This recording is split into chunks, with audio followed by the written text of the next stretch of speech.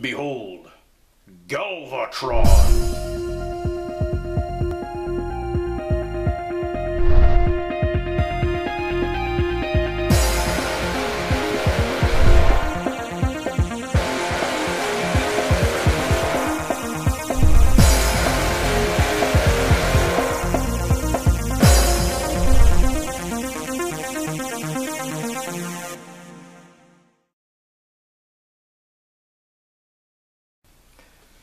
Hey guys, Ultra Maximus back with another Transformers review. This time we're taking a look at another third-party figure, and it's a Unique Toys figure, and it's Mania King, a limited edition vintage color version. And I'm not really sure how limited edition it really is. Basically, Unique Toys put out this not Galvatron figure, which looks really nice. It's a really nice mold. However, the colors were not to the fans' satisfaction, and a lot of people were saying we want more gold on the cannon or more orange on the cannon. It doesn't look right.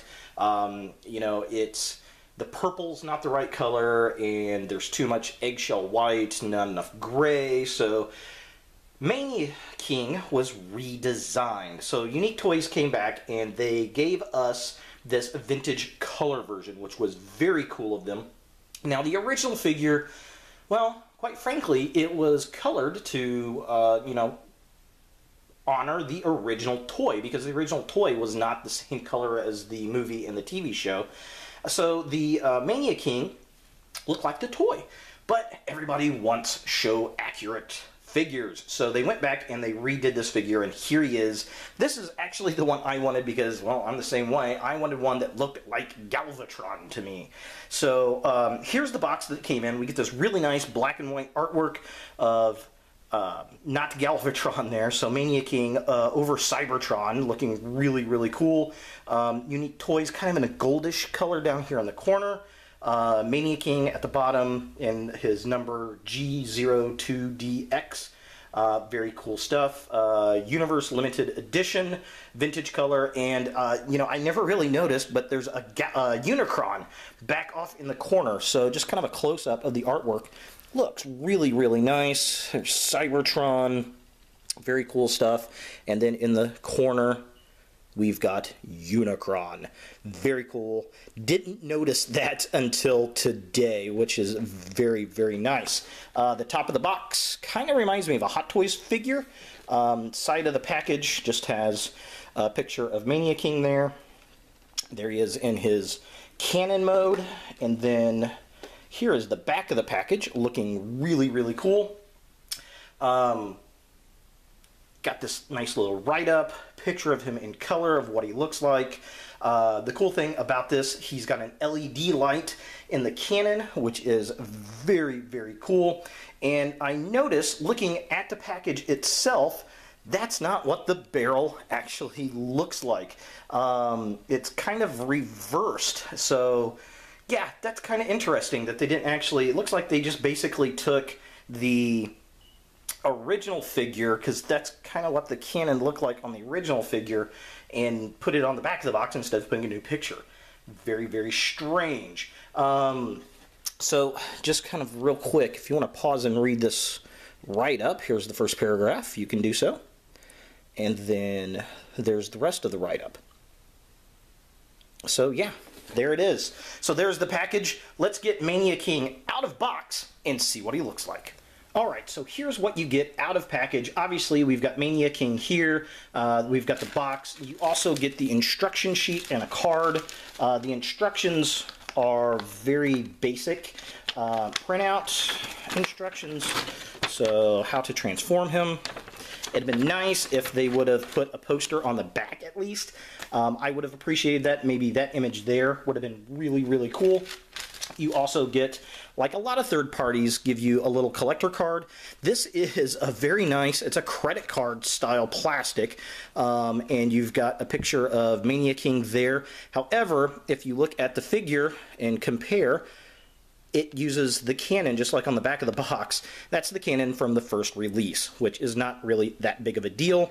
It does have an embossed number. Apparently they are limited numbers. It is number 1188, so 1188. That's kind of cool. And then on the back of the package, or back of the card, I should say, we get the package. So that's kind of cool, but I really would like that as a poster as well. But I definitely like this little card. That's a very nice additive to get from the company. So here we have Mania King out of package, and my first impressions. I like the figure. I like the figure a lot. I think it looks really, really well done. I did put a Decepticon logo on his chest already. Thank you, Repro Labels. Oh, it is Galvatron. Very, very cool stuff. It does a really nice homage. I mean, this is a really nice Generations updated Galvatron figure from the G1 line. Definitely cool stuff. Not much cannon kibble hanging off of him, which is really, really cool. I do appreciate that. So looking at the detail on the figure, it is very, very impressive. There are a few things that are a drawback for me. I do like the look of this cannon. I think they did a really good job with it. I like the kind of orangey brass colored metallic paint that they applied to it, and then it's got these chrome accent pieces, which, while that's not show accurate, I don't really mind. It gives it a little something extra. I do appreciate that. All the molded detailing looks really well. The head sculpt is okay. There's something off about it. I'm not sure what it is. It does look like Galvatron.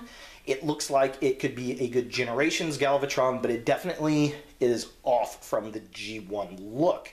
Now, some other things.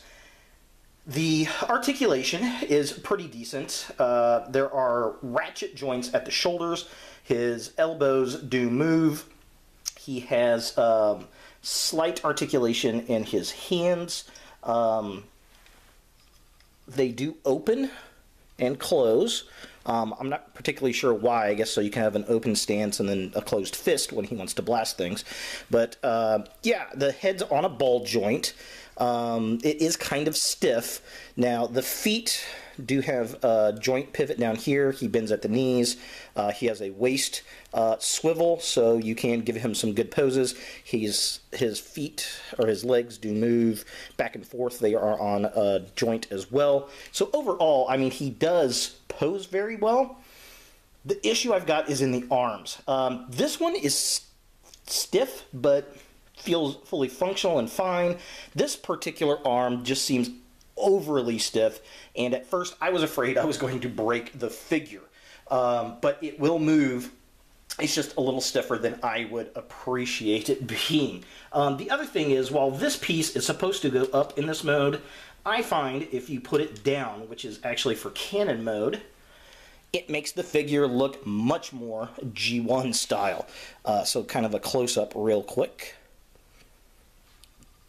That looks awesome. That looks like Galvatron to me, and that's the way he's going to sit on the shelf for sure.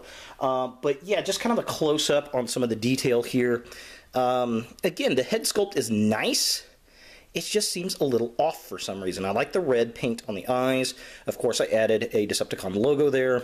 I like the red on the chest there, around his belt. That looks really cool. The black and the red and the kind of grayish boots really, really pull this figure off well.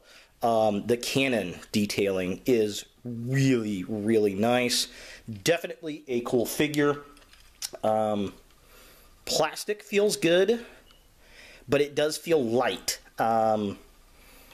which is not a bad thing. Hell, even Hasbro figures are like that. Alright, so just to show off the LED light, I dimmed the lights down. Definitely cool stuff. I appreciate the fact that they put the LED in there. Some people got an actual laser pointer, which I don't particularly care about. I like the LED, it does the effect, and it's very cool. The other nice thing was that the LED had the batteries already built into it.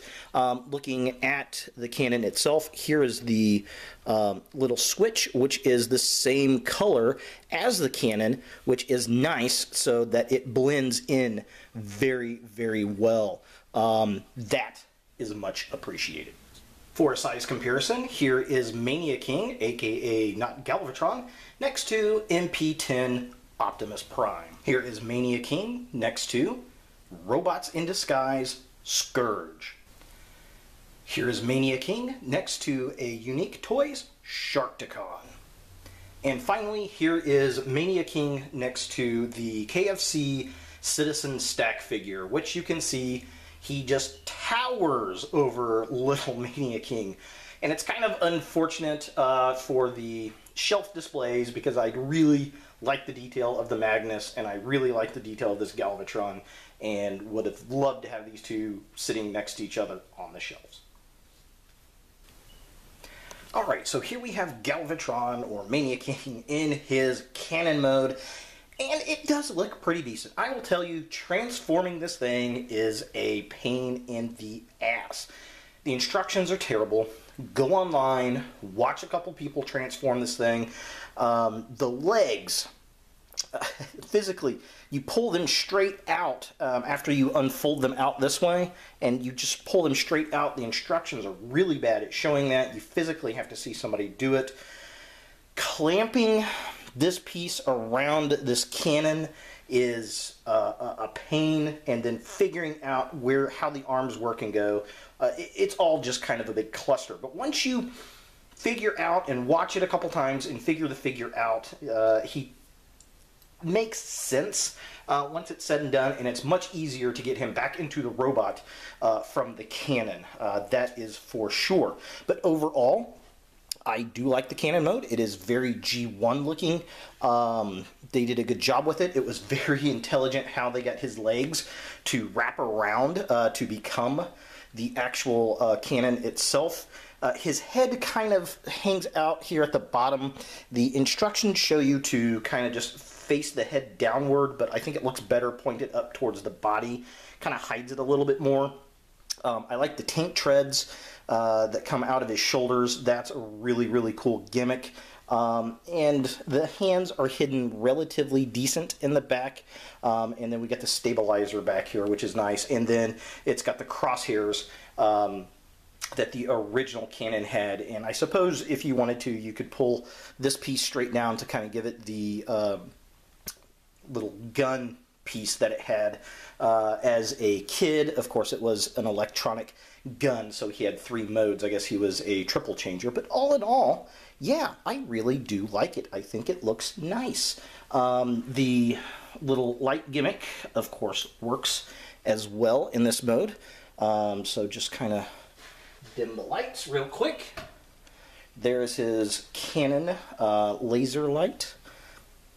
Pew, pew, pew. I think the Canon mode is definitely cool. It's a nice homage to the G1 cartoon. Very neat to see them do an updated version of the Canon because, quite frankly, the tank was just a terrible toy that Hasbro put out.